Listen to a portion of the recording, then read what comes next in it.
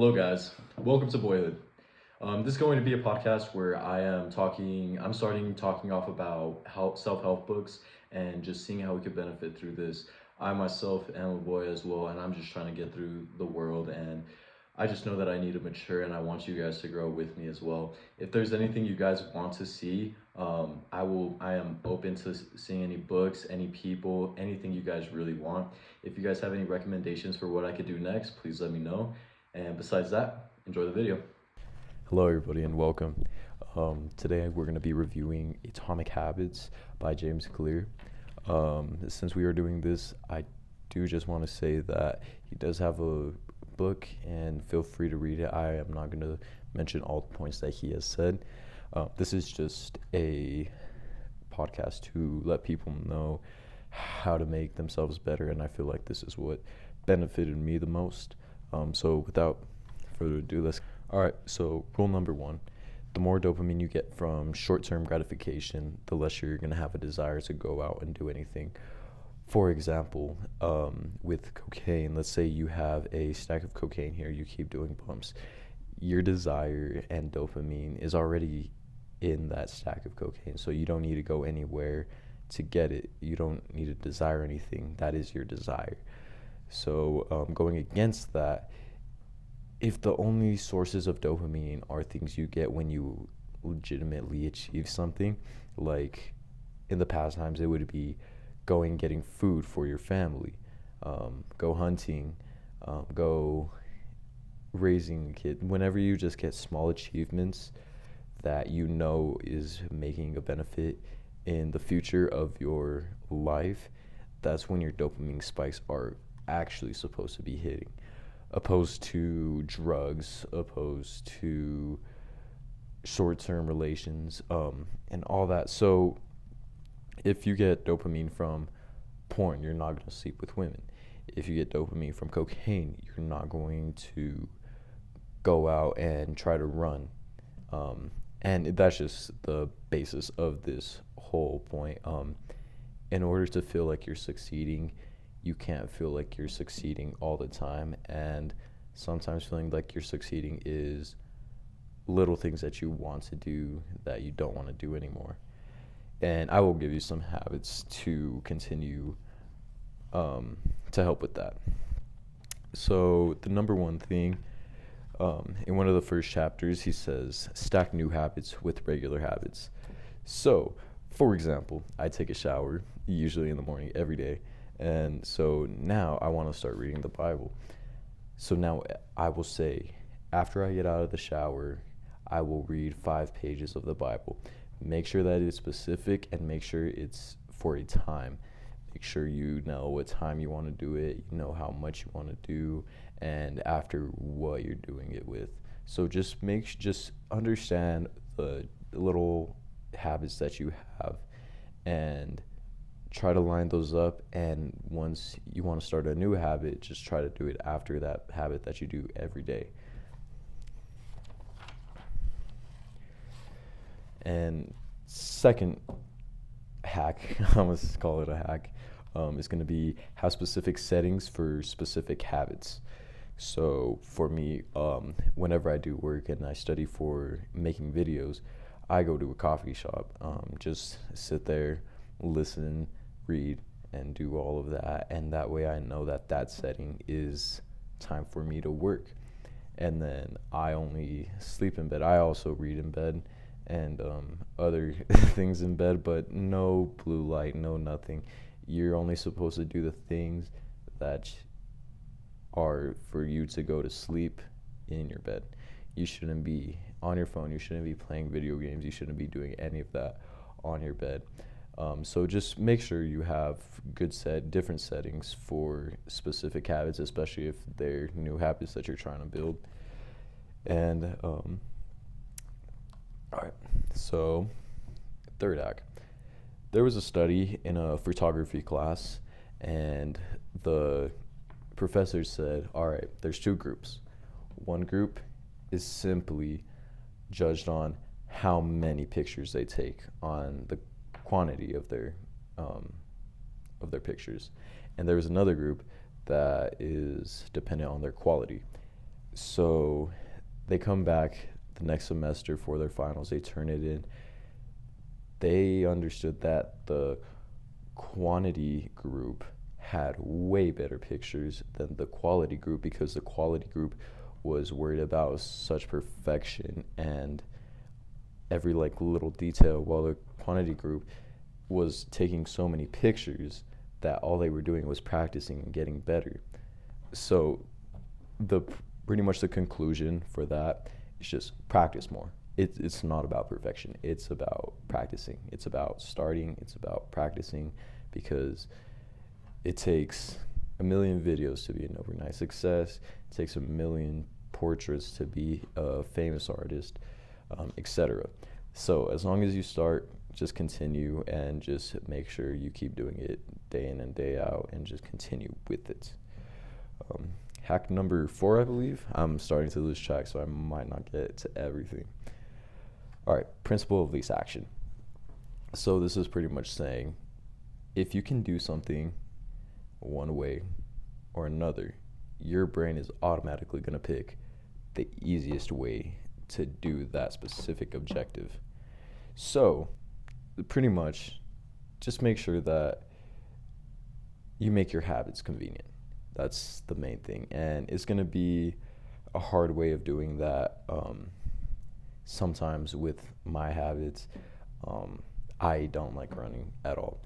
So I will run and I will stop when I want to stop. That's all it really has to be. It can just be, as long as you're showing up there and you're doing it more times, you'll eventually build up. And I'm kind of going ahead here, but one of the other topics was saying that just show up. Don't even feel like you're making it your work.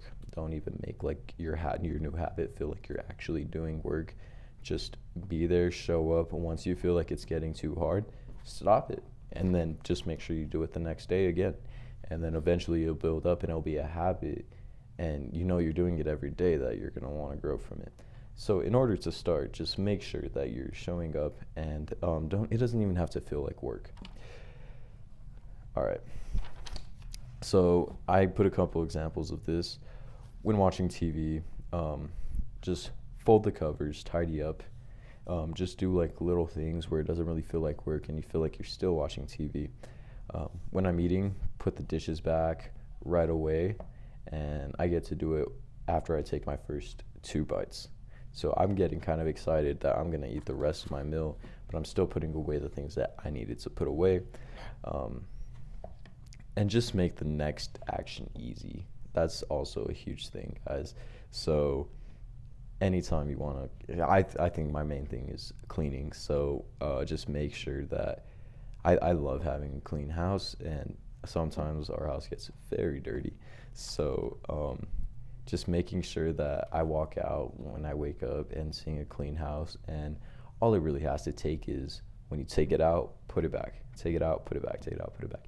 And that's all you really have to do, and make it easy again. Like I'm saying, listen to music while you're doing it, and it doesn't even have to be for that long. If you took a board game out, yeah, putting a board game back takes 5 minutes, and it kind of does seem like a long time and very messy, but hey, it takes 5 minutes, and you're going to feel better after that, just because you wake up in a better house. All right. And hack number 5, make bad habits difficult. So if you want to stop, he gave a great example, James Clear, in the book. If you want to stop watching TV, this is pretty much so. Turn off the TV, unplug the TV, and then unplug the Xbox or whatever you watch TV with. If you really want to get extreme, you could unplug the TV, take it out, put it in your closet, take the remotes out of your battery, put it in the drawer, and then just like set it there.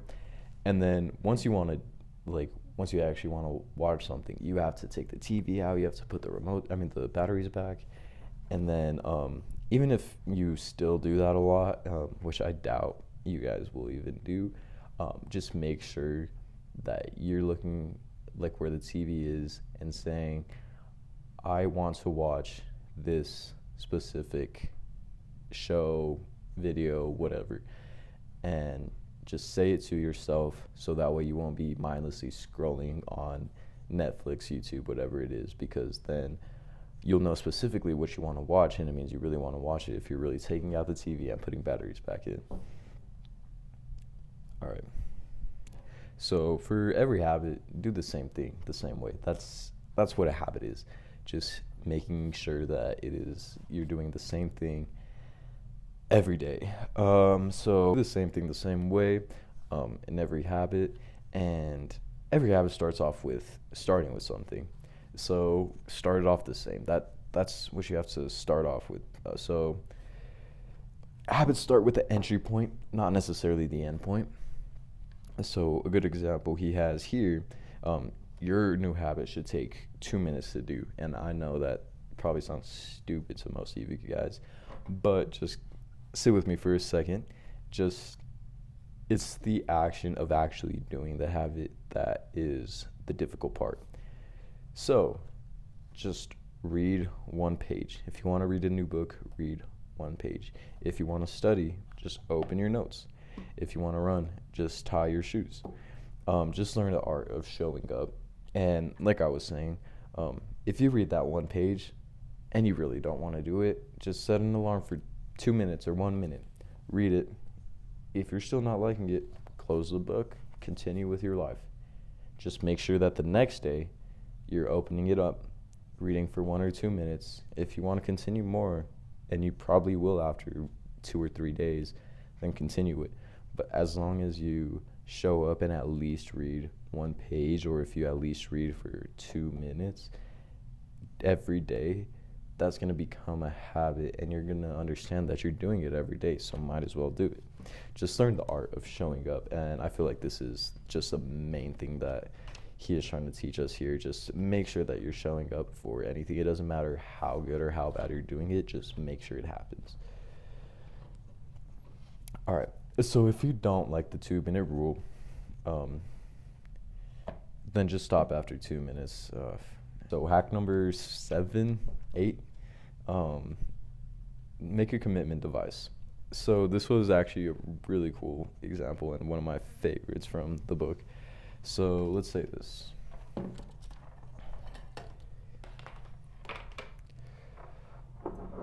All right, let's pretend that this drawer is empty, all right?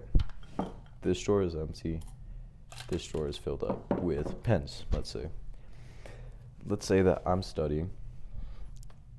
Every time that I take a note, I put this pen and I put it in the empty glass. When you get to see your progress, it helps you way more with motivation, because you actually get to see. So if I keep writing it, you keep seeing it, and you keep it getting increasing, you're gonna be wanting to put more pencils into the jar.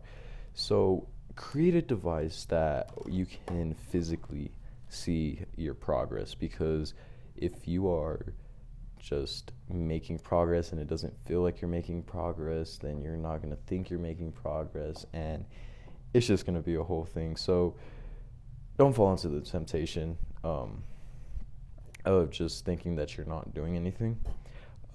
But that was a great hack that I learned, and that was one of my favorites out of the whole book. All right. So this next one, it's actually really funny. Clear was saying a story about the author who wrote The Hunchback of Notre Dame, and he was saying that he had a deadline that he needed to meet to finish that book, and he wasn't doing it. So he made his secretary lock his clothes, and so that way he couldn't leave his room until he finished the book. So that's pretty much the next hack, and I know that was a very exaggerated one, but that just try things that don't make you fall into your temptation.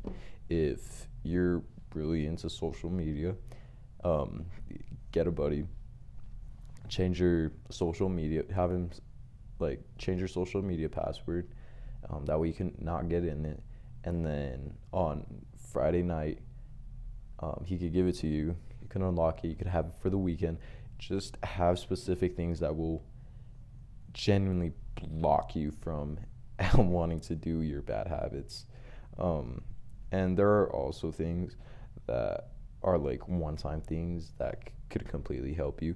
If you want to get more sleep, buy some blackout curtains, take the TV out of your room, just weird things like that. Get a good mattress.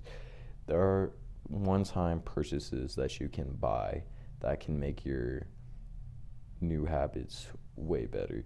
Um, I'm still trying to figure that one out a little bit. I'm still not too locked into what I can do for that myself, but I will let you guys know. All right. So, make your habits satisfying. What is rewarded is repeated, which that was a great line. And what is punished is avoided. So that's why having hard habits is so easy to give up on, because you feel like you're getting punished when you're doing your good habits. So there's something that you can do. We worked in a delayed environment, which means that satisfaction and gratification takes a long time, especially for habits that you actually need to do. So value gratification in the present and then in the future as well. But just make sure that you're getting a little bit of gratification in the present, especially if it feels like you're not getting gratification from it at all. So a good one that I have personally been doing, whenever friends are saying, do you want to go drink? Do you want to go to like this party place, whatever? And when I say no, I add $20 to my savings. That's probably what I spend throughout a night of going out. And so I'm going to save that for, let's say, Europe. So I'm going to do Europe. So now I know I have $20 that is contributing towards Europe. And so now, because my new habit is trying to be a satisfaction that is going to take a long time, I'm going to have the gratification be present by putting those $20 in and knowing that I'm $20 closer to going into Europe. And I'm just constantly doing that. That's one of the biggest ones that I've been doing lately, and it's been working great. But with that being said, this is a crazy. People that are better at delaying gratification have better SAT scores, have lower levels of substance abuse, and a lower likelihood of obesity, and a better response to stress, and better social skills. So even though with the gratification, you do need it, sometimes just kind of put it out of the way, and once you get your habits built, try to build yourself down to start getting more delayed gratification again, just simply because it's a mind fuck, and it can help you build your mindset, and all of the things that I've previously said could start getting into your brain. I've learned that too. I've just been learning to try to not be so satisfied with just doing work that I need to do. I can definitely say that it's helped with my response to stress and better social skills. Actually, all of them. Yeah, but as long as you have that little battle in your mind once you get your habits going, I feel like that's something that does need to be accomplished. It doesn't say that in the book, but personal preference, I feel like that should definitely happen. But if you fall out of your habits, just go back to having the immediate gratification, because that's better than just giving up on your habits. All right. So another hack is add suffering to bad habits. So pretty much, if a good thing that I've been doing, I always hit snooze on my alarm clock. So in order to fix that, I have done a contract, and pretty much every time I hit the snooze on my alarm, I have to run 1 mile. Um, and it's just little things like that. I really hate running. So every like really bad habit that I have, drinking, is 5 miles. So like just making sure that you know you're gonna pay the price for whatever bad habit you're about to do, because it really does work. Um, and then have yourself be rewarded after it. Like, if you don't hit snooze, um, then go and like say you're gonna get a drink that you like. That's kind of expensive. Just get some things like that. Again, be rewarded for things that you have done, but add suffering to those bad habits. So here's a big thing: missing habits.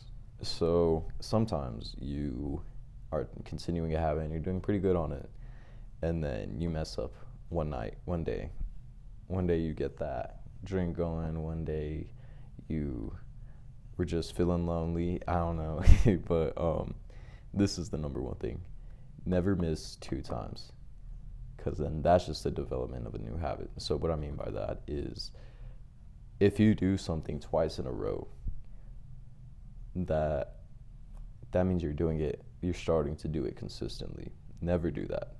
If you mess up one day, all right, be fine with it, but the next day just make sure that does not happen, and the next day make sure that does not happen. That doesn't mean every other day you can do that. That means that you messed up one day, but just make sure it doesn't happen again, and then you'll fail again, but just make sure it doesn't happen again and continue doing that. All right, accountability. So this is a very interesting one, and you guys might have your own opinions on it, but this is just pertaining to accountability. So if a president sets a nuclear bomb off, if he has a red button on his desk and he could press it and a nuclear bomb is going to go strike some country that we don't enjoy, pretty much there's going to be the murder of millions of people, and the president will never even be able to see it. So though what they're saying is that the president has to grab a knife and slit someone's throat in order to press that red button. And I know that sounds very gruesome, but just adding a cost to something that you know is going to be horrible, you should add a cost to it, and you should see yourself understanding how bad it is. And that goes back to adding the cost of the bad habits. So, and then create a habit contract. I've already somewhat talked about this. Just agree to behave in a certain way, or have a punishment. Have an accountability buddy. That is very important. And you could find a lot of the things that I'm talking about at atomichabits.com if you guys want to find that. But the contract specifically is atomichabits.com/contract. And so